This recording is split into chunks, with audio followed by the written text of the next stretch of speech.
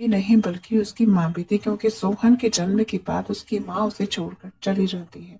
अनामिका ने ही अपने भाई को पाल पोस कर बड़ा किया, और अनामिका कभी भी कहीं भी हो और उसका सोहन यानी उसका भाई उसे राखी बंधवाना और टीका करवाना नहीं भूलता। कभी भी कहीं भी दोनों हो, दोनों चले जाएं त्योहार पर साथ ही होते हैं। सोहन का एक दोस्त भी था होता है जो अनामिका को अपनी ही बहन समझता है, क्योंकि उसकी कोई बहन नहीं थी, इसीलिए वह दोनों भाई हमेशा अपनी बहन के लिए कुछ भी कर सकते थे। एक लड़का जो अनामिका को पसंद करने लगता है और शादी करना चाहता है, अनामिका भी उसको पसंद करती है और उससे बहुत ही प्यार करती है। तो वह दोनों का अपने अपने पिता को समझाता है, पिता अपने पिता को बोलते हैं, बताते हैं, और सोहन भी अपनी बहन का साथ देता है और अपने पिता को मनाता है कि उन दोनों की शादी करवा दी जाए। लड़के का नाम अर्णव होता है और अर्णव और अनामिका कॉलेज में एक साथ पढ़ते थे, और वहीं से उन दोनों की दोस्ती हो गई। दोस्ती कब प्यार में बदल गई उन्हें पता ही नहीं चला। अर्णव अब बैंक में जॉब करता है, उसकी सैलरी भी काफी अच्छी है। जब अर्णव सेटल हो गया तब उसने अनामिका के पिता से अपनी शादी करने के लिए बात करी, और फिर उन दोनों की शादी हो जाती है। शादी होने के बाद भी दोनों भाई बहनों का प्यार कम नहीं होता बल्कि बढ़ जाता है। दोनों एक दूसरे का सम्मान करते हैं और हमेशा एक दूसरे के लिए खड़े रहते हैं। एक दिन सोहन अपने बाइक पर बैठकर कहीं जा रहा था, तभी रास्ते में उससे का एक दर्दनाक एक्सीडेंट हो जाता है, और उस एक्सीडेंट में सोहन की जान चली जाती है। सोहन की बहन अनामिका अपने भाई से बहुत ही प्यार करती थी और अपने बच्चों के जैसे वह उसके लिए बच्चों के जैसा था।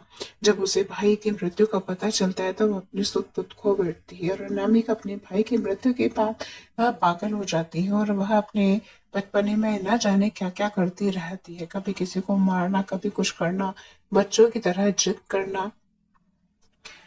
सब उसके पति उसे पसंद नहीं करता। रत्ना भी चीजों से परेशान हो जाता है, तब वह अपनी पत्नी को बहुत समझाता है, समझाने लगता है। वह इन परेशानियों के कारण उसे छोड़ना चाहता है और वह पागल खाने में भर्ती करवा रहा होता है। तभी उसके पिता और उसका मुंह भोला भाई आ जाता है। अनामिका के पिता अपनी बेटी को खोना नहीं चाहते थे, वह अपने बेटे को तो खो ही चुके हैं। अगर उनकी बेटी को कुछ हो गया तो वह यह सब कुछ बर्दाश्त नहीं कर पाएगी। वह अपनी ही बेटी को अपने साथ अपने घर लेकर आ जाते हैं, और सोहन के दोस्त शिवम ने उसकी बहन और उसके पिता का बहुत ही साथ दिया। उसके जाने के बाद जो शिवम भी था, जिससे उसकी बहन और उसके पिता ने को संभाला। धीरे धीरे अनामिका भी सही होने लगी, क्योंकि उसके वहां अपनापन मिलता था और उसकी हर चीज का ध्यान रखा जाता था। डॉक्टर ने साफ साफ कहा था कि अगर अनामिका को किसी भी तरह का कोई स्ट्रेस हुआ या फिर उसके साथ कुछ भी गलत हुआ तो अनामिका की जान जा सकती है। प्यार और अपनेपन के कारण अनामिका बहुत ही जल्दी सही हो चुकी। उसे जब इस बात का पता चला कि उसके पति ने उसे छोड़ दिया और उसे पागल होने के कारण, तो उसे बहुत ही दुख हुआ और उससे नफरत करने लगी। उत्तर वरुण को जब पता चलता है और उनको, तब वह अनामिका को अब ठीक हो गई है चुकी है, तो वह बिल्कुल पहले की जैसी हो चुकी है, तो वह उसको लेने के लिए उसके पिता के घर आता है। लेकिन अनामिका साफ साफ मना कर देती है कि अब उसके साथ नहीं जाएगी, उसका उससे कोई रिश्ता नहीं है। जब पूरे वक्त में उसका साथ नहीं दिया तो फिर अच्छे वक्त में क्या काम आएगा। अनामिका ने अपने पति के साथ जाने से मना कर दिया। शिवम ने विनती करते हुए कहा कि अपनी बहन को समझाओ और मुझे माफ कर दे।